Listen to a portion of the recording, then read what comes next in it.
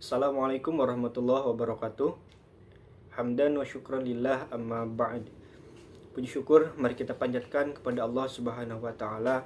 Alhamdulillah Allah masih memberikan nikmat sehat, terutama nikmat iman, sehingga kita masih bisa melaksanakan pembelajaran kali ini walaupun kita melaksanakannya secara daring atau secara online. Namun mudah-mudahan ilmu yang akan disampaikan, penerimaan dari teman-teman juga bisa dapat dimengerti dengan mudah, dan keberkahan menuntut ilmu ini senantiasa mudah-mudahan kita tetap dapatkan. Amin.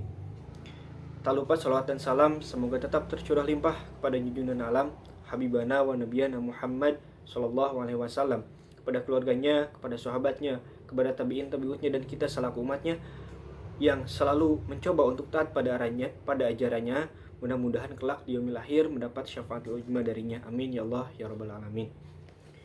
Oke, sebelumnya mungkin teman-teman bertanya, siapa itu ya? Kenal juga enggak gitu. Oke, baik teman-teman. Jadi seperti pepatah mengatakan, tak kenal maka taaruf ya. Tak kenal maka kenalan. Jadi perkenalkan, nama saya, nama Bapak Galih Fitra Hidayat. Sekarang untuk beberapa materi ke depan mungkin teman-teman akan bersama saya dahulu ya. Mungkin untuk beberapa materi nggak sampai semuanya sama Bapak, tapi hanya untuk beberapa materi, karena kebetulan Bapak ditugaskan untuk praktek mengajar atau PLP ya, dari kuliahan Bapak ya, dari IAIN Syekh Nurjati Cirebon, yang mana Bapak ini adalah jurusan Pendidikan Agama Islam. Dan kali ini pun Bapak akan bukan mengajar ya, Bapak juga masih belajar, tapi Bapak hanya ingin menyampaikan sedikit ilmu yang mudah-mudahan nanti teman-teman bisa mengambil pelajaran, mengambil hikmah dari beberapa ilmu yang mungkin akan Bapak sampaikan pada kesempatan kali ini. Oke, jadi gitu ya, nama Bapak Galih Fitra Hidayat. Jadi Bapak ini guru PPL yang sedang praktek ngajar, yang kebetulan ditempatkan di SMPN 14 Cirebon.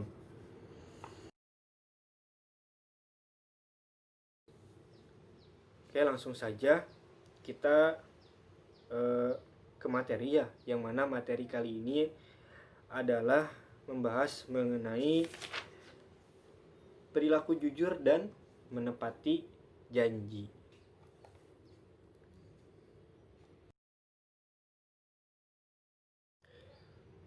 Nah teman-teman, kesempurnaan iman dari seorang muslim itu tercermin dari akhlaknya.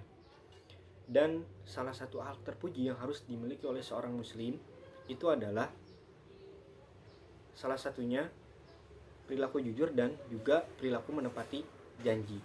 Nah, maka perilaku jujur dan perilaku menepati janji ini harus senantiasa kita pegang, harus senantiasa kita miliki dalam kehidupan sehari-hari dan harus kita amalkan.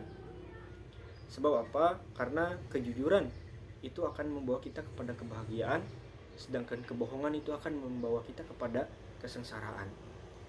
Begitu pula dalam hal menepati janji. Banyak orang yang hanya mampu berjanji tapi tidak mau menepati janjinya. Nah, padahal apapun yang kita berbuat, termasuk ucapan kita, termasuk janji kita yang kita ucapkan, itu akan senantiasa dicatat oleh Allah Subhanahu wa taala.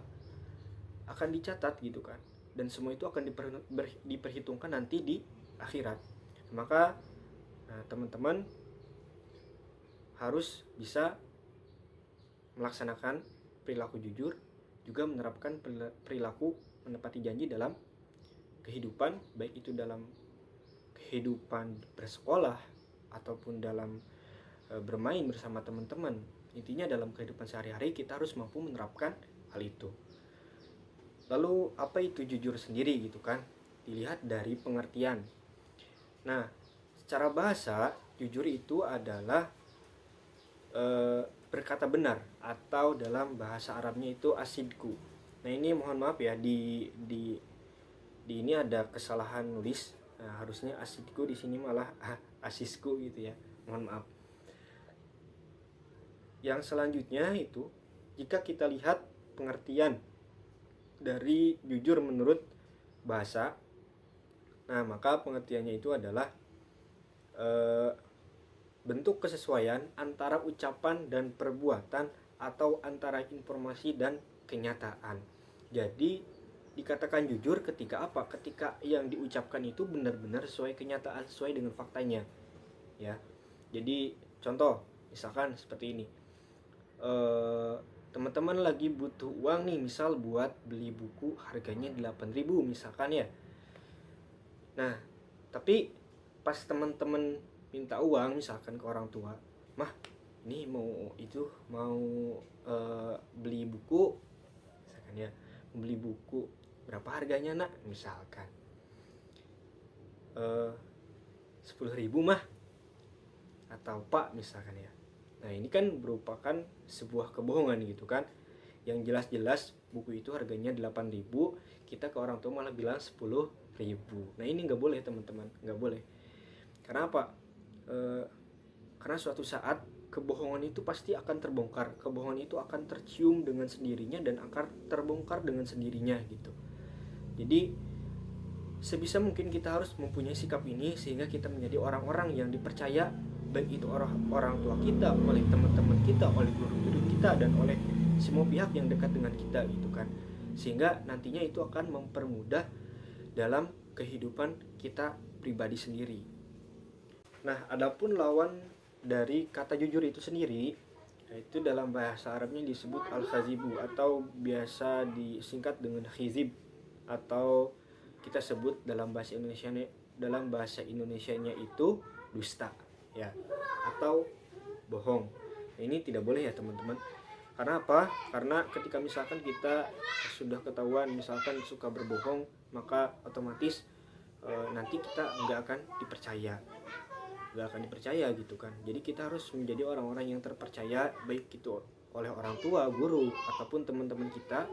Sehingga ketika kita melaksanakan sesuatu itu akan mudah, orang-orang akan percaya, sehingga itu pun akan akan membawa energi positif dan akan membawa hal-hal positif dalam kehidupan kita nantinya. Jadi usahakan kita harus benar-benar bisa menjadi orang yang dipercaya gitu kan. Berbuatlah jujur, berkatalah jujur, dan jauhilah bohong. Oke. Selanjutnya contoh perilaku jujur, misal tadi tidak berbohong, terus mengembalikan barang yang bukan hak kita. Misalkan kita minjem pulpen, itu kan balikin lagi gitu kan, karena itu bukan hak kita gitu kan. Terus tidak mencontek saat ulangan ya, teman lagi ngerjain kita lirik-lirik, nah itu nggak boleh ya. Nah terus berkata apa adanya sesuai kenyataan, tidak usah dilebih-lebihkan, tidak usah dikurang-kurangkan. Nah jadi berbicaralah sesuai dengan fakta yang ada, dengan kenyataan yang sesungguhnya.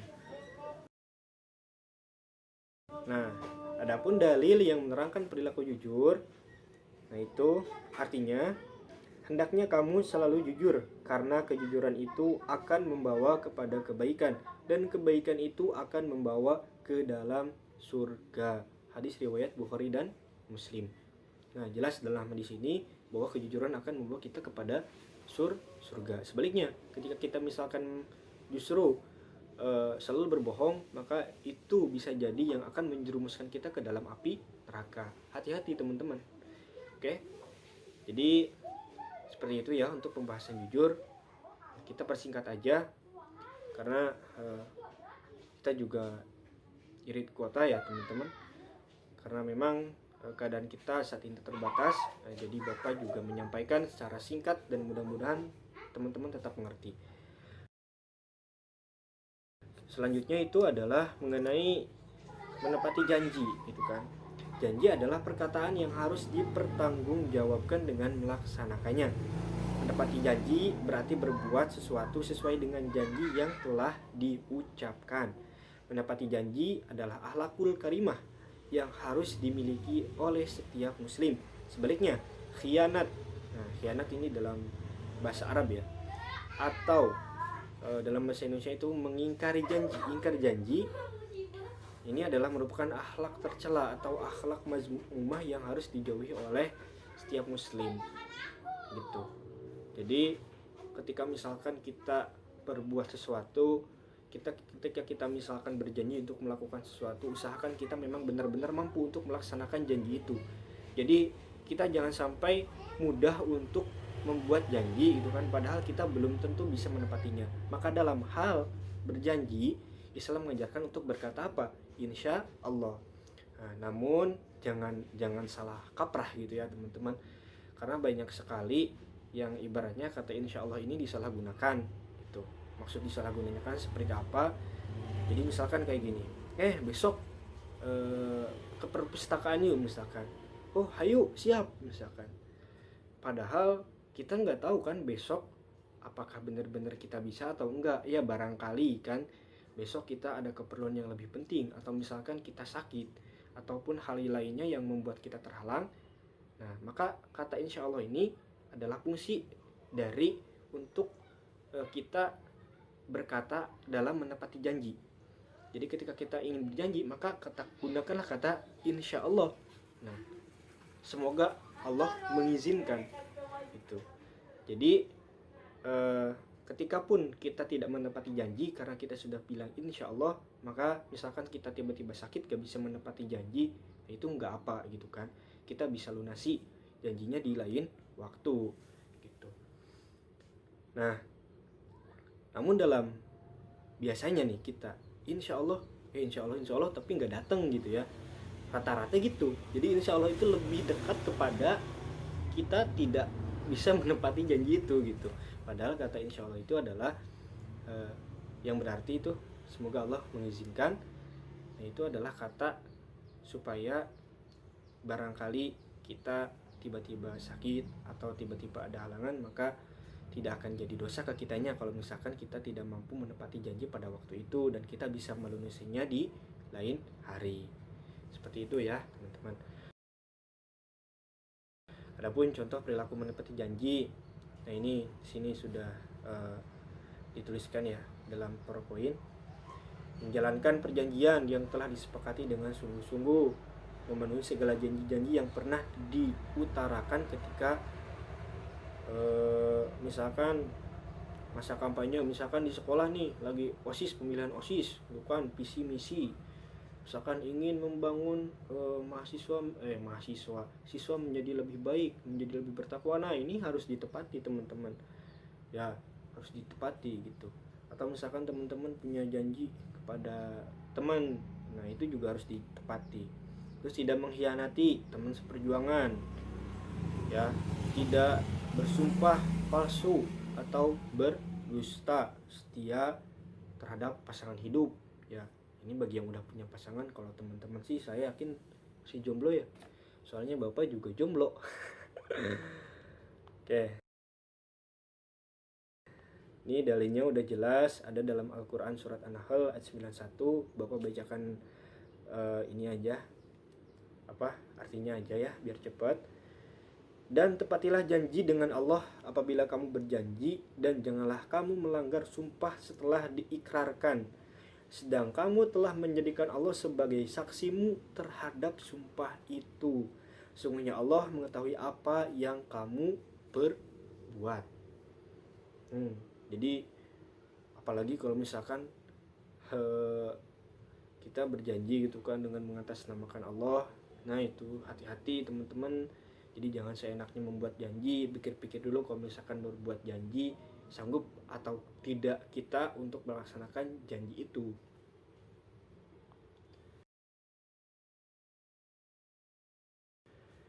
Nah mungkin pembelajaran kali ini Bapak cukupkan sekian.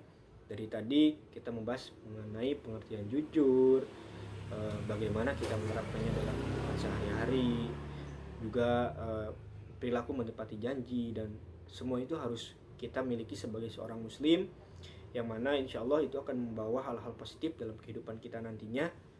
Dan mudah-mudahan pembelajaran kali ini menjadikan kita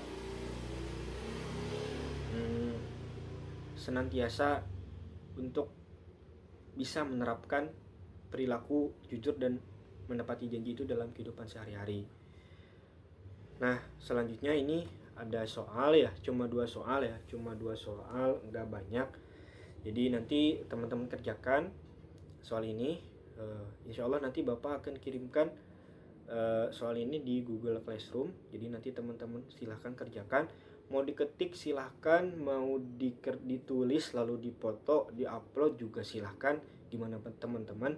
Yang penting teman-teman nanti berusaha untuk mengerjakan ini, dan nggak perlu panjang-panjang. Yang penting teman-teman berusaha untuk menjawabnya sebisa teman-teman.